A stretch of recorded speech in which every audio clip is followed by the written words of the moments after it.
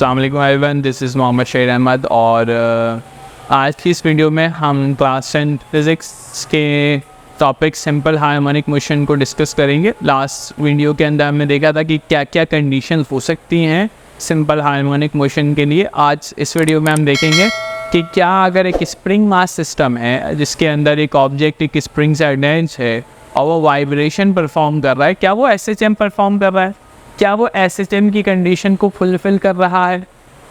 तो video start करने से पहले एक छोटी सी इन्फॉर्मेशन, हमारे चैनल को लाइक करें, सब्सक्राइब करें, बेल आइकन को प्रेस करें ताकि आने वाली वीडियोस की नोटिफिकेशन आपको मिलती रहे।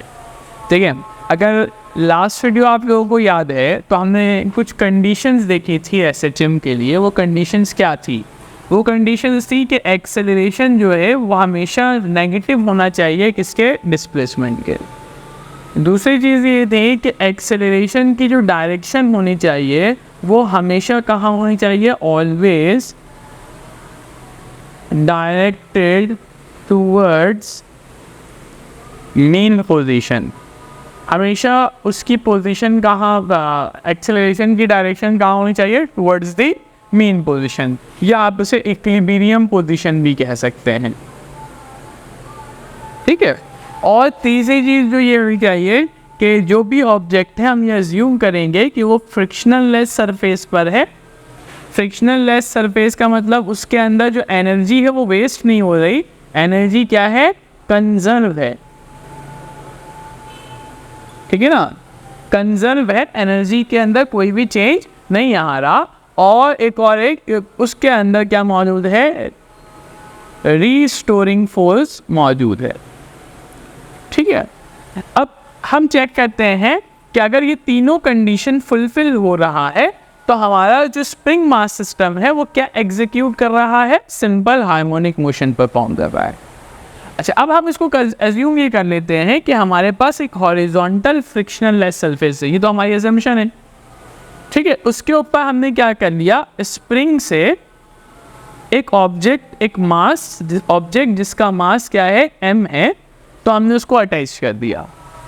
अब हम क्या कर रहे हैं, इस ऑब्जेक्ट को हम इसके मीन पोजीशन से, ये जो पोजीशन है ना, ये इसका मीन पोजीशन है। मीन पोजीशन क्या होता है, मीन पोजीशन उस पॉइंट को कहते हैं जहां पर ऑब्जेक्ट पे लगने वाला नेट फोर्स क्या हो जाए, ज़ीरो हो जाए। हमने क्या किया, किसी भी एक्सटर्नल फोर्स के ज़रिए हमने इसके मीन पोजीशन से इस ऑब्जेक्ट को डिस्प्लेस कर दिया। अब देखिए, इस खींचने पर, स्ट्रेच करने पर फोर्स से हम स्ट्रेच तो कर रहे हैं, मगर इस स्प्रिंग के अंदर क्या जनरेट हो रहा है, स्प्रिंग के अंदर जनरेट हो रहा है रीस्टोरिंग फोर्स। अब ये रीस्टोरिंग फोर्स क्या करेगा, इस ऑब्जेक्ट को अपने सेंटर की तरफ या अपनी तरफ खींचेगा या अपने मेन पोजीशन की तरफ खींच रहा होगा। ठीक है, डिस्प्लेसमेंट कहाँ किया है हमने, अगर इसको देखें तो डिस्प्लेसमेंट ऑब्जेक्ट कितना हुआ, तो हमने कहा ये इसका मेन पोजीशन था, हम इसको A पॉइंट पर लेके गए, मान लेते हैं O पॉइंट से, तो कितना डिस्प्लेसमेंट हुआ, हमने कहा x, ये डिस्प्लेसमेंट है। ठीक है, डिस्प्लेसमेंट हमने प्रोड्यूस किया, डिस्प्लेसमेंट करते ही क्या हुआ, इस स्प्रिंग के अंदर रीस्टोरिंग फोर्स जनरेट हुआ। रीस्टोरिंग फोर्स क्या कर रहा है, इसे अपनी तरफ खींच रहा है। जब इसे अपनी तरफ खींचेगा तो फोर्स की डायरेक्शन क्या होगी, टुवर्ड्स द मेन पोजीशन, और एक फोर्स के जरिए क्या बनेगा, एक्सेलरेशन। तो एक्सेलरेशन की भी डायरेक्शन क्या होगी, टुवर्ड्स द मेन पोजीशन। अब क्योंकि ये ऑब्जेक्ट आ रहा होगा और इसका मोमेंटम इतना ज़्यादा हो जाएगा कि इसका इनर्शिया जो चीज़ है जो ऑब्जेक्ट को रोकती है, यानी क्या मोशन को कंटिन्यू करती है, या जो फ्रिक्शन है वो यहाँ रुक नहीं पाएगा मोमेंटम की वजह से, और वो क्या होगा, आगे बढ़कर कंप्रेस हो जाएगा। यानी अगर हम इसी स्प्रिंग मास सिस्टम को यहाँ पर बना लें तो क्या होगा, ये ऑब्जेक्ट स्प्रिंग के साथ कंप्रेस हो जाएगा। अब अगर आप देखें तो ये मेन पोजीशन, ऑब्जेक्ट इस B पोजीशन पर मौजूद है, डिस्प्लेसमेंट कितना है, x। अब स्प्रिंग में क्या लग रहा होगा, फोर्स, जिसे धकेल रहा होगा, कंप्रेशन हो गया ना, रिस्टोरिंग फोर्स है, वो रिस्टोर कर रहा है, तो फोर्स इस डायरेक्शन में लग रहा है। तो फोर्स क्योंकि मीन पोजीशन पर है तो एक्सेलरेशन भी क्या होगा, हमारे मीन पोजीशन पे। तो हमें समझ आ रहा है कि स्प्रिंग मास सिस्टम के अंदर जब ये मोशन परफॉर्म होता है उसमें पहली कंडीशन तो सेम आ रही है कि हमारे पास एक्सेलरेशन किसके डायरेक्टली प्रोपोर्शनल है। देखिए डिस्प्लेसमेंट रिड्यूस हुआ तो एक्सेलरेशन जनरेट हुआ, डिस्प्लेसमेंट रिड्यूस हुआ तो एक्सेलरेशन जनरेट हुआ। अगर डिस्प्लेसमेंट राइट साइड पर है तो एक्सेलरेशन लेफ्ट साइड पर है, अगर डिस्प्लेसमेंट लेफ्ट साइड पर है तो एक्सेलरेशन उसे कहाँ लेके जा रहा है बॉडी को, राइट साइड पर। तो दोनों एक दूसरे के अपोजिट है। पहला ऑब्जेक्ट तो क्लियर हो गया। दूसरा क्या है कि जो एक्सेलरेशन है उसकी डायरेक्शन हमेशा कहाँ होनी चाहिए, टुवर्ड्स द मीन पोजीशन। तो देखें इस केस में कहाँ है acceleration, towards the mean position. इस केस में एक्सेलरेशन कहाँ है, टुवर्ड्स द मीन पोजीशन। तो दूसरा ऑब्जेक्ट भी हमारा फुलफिल हो गया, या दूसरा पॉइंट या दूसरी कंडीशन भी हमारी फुलफिल हो जाती है। तीसरी की बात करें तो यहाँ पे फ्रिक्शनलेस सरफेस हम अज्यूम कर चुके हैं और रीस्टोरिंग फोर्स स्प्रिंग के अंदर जनरेट हो रहा है जो उसको बार बार उसके मेन पोजीशन की तरफ धकेल रहा है। तो थर्ड कंडीशन भी यहाँ पर फुलफिल होता है। इट मीन अगर एक ऑब्जेक्ट को स्प्रिंग मास सिस्टम में एक ऑब्जेक्ट को स्प्रिंग से अटैच किया दिया जाए और स्प्रिंग को स्ट्रेच करके छोड़ दिया जाए, ये जो वाइब्रेशन होगा, बैक एंड फोर्थ मोशन होगा ऑब्जेक्ट का, वो बेसिकली क्या परफॉर्म कर रहा होगा, SHM, that mean simple harmonic motion. अच्छा, ये जो A और B पोजीशंस है ना, इनको हम बेसिकली क्या कहते हैं, इनको हम कहते हैं extreme positions. They are called extreme positions. अब कुछ चीज़ें जो हमें समझने की ज़रूरत है इस केस के अंदर, वो क्या है कि एक्सट्रीम पोजीशंस होती क्या है। एक्सट्रीम पोजीशंस की अगर हम बात करें तो एक्सट्रीम पोजीशंस वो पोजीशंस हैं जहाँ पर डिस्प्लेसमेंट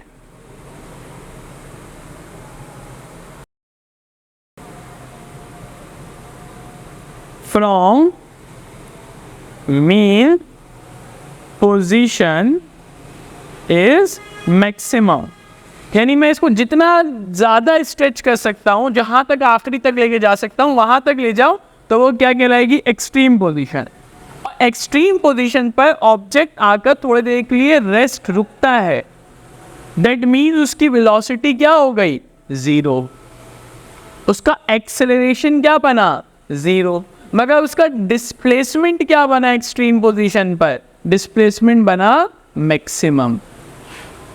और जब वो मीन पोजीशन पर पहुंचेगा ना, मीन पोजीशन, तो ऑब्जेक्ट जब मीन पोजीशन पर पहुंच जाए तो याद रखिएगा मीन पोजीशन पे ये ऑब्जेक्ट की कंडीशन होती है, उसका डिस्प्लेसमेंट क्या होता है, वो तो मीन पोजीशन से कहीं गया ही नहीं, तो डिस्प्लेसमेंट उसका हो जाएगा ज़ीरो, जबकि वेलोसिटी क्या हो जाएगी, मैक्सिमम। यानी जब कभी ऑब्जेक्ट SHM के दौरान अपने मीन पोजीशन पर होगा, that mean they possesses maximum velocity and zero displacement.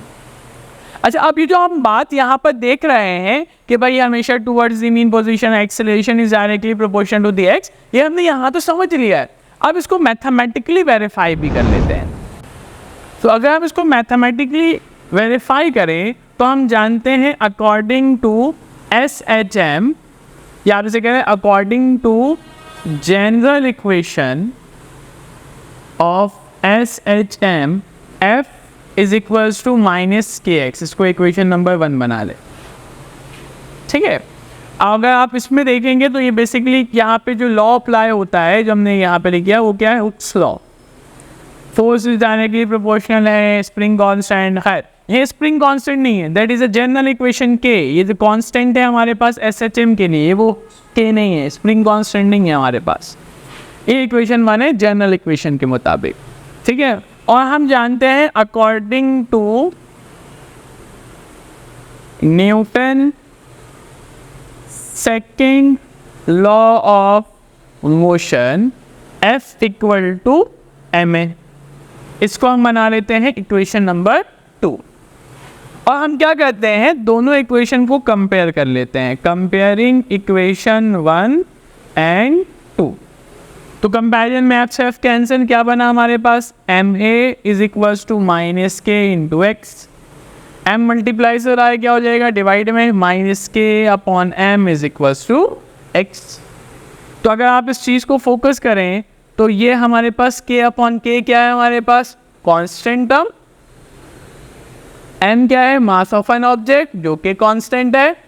तो ये पूरी टर्म क्या हो गई, माइनस की जगह हम की जगह क्या लिख सकते हैं, कांस्टेंट। माइनस को मैं पहले लिख लूँ -x, इक्वल टू कांस्टेंट, याद करें हमने जब भी कहा है कि हम प्रोपोर्शनलिटी हटाकर क्या लगाते हैं, इक्वल टू कांस्टेंट लगाते हैं। तो अगर कहीं इक्वल टू कांस्टेंट लगा हुआ उसकी जगह क्या लगा सकते हैं, प्रोपोर्शनलिटी। तो इनकी जगह हम क्या लगाए देंगे, प्रोपोर्शनलिटी। तो हम कहेंगे a is proportional to -x, और हमने इसको मैथमेटिकली प्रूव भी कर लिया कि अगर एक ऑब्जेक्ट स्प्रिंग मास सिस्टम के अंदर है तो उसका एक्सेलरेशन डायरेक्टली प्रोपोर्शनल है डिस्प्लेसमेंट के। That means that particular object performing simple harmonic motion. तो उम्मीद है आपको समझ आया होगा कि किस तरह से एक spring mass system simple harmonic motion execute करता है। तो हमारे चैनल को लाइक करें, सब्सक्राइब करें, बेल आइकन को प्रेस करें ताकि आने वाली वीडियोस की नोटिफिकेशंस आपको मिलती रहे। शुक्रिया।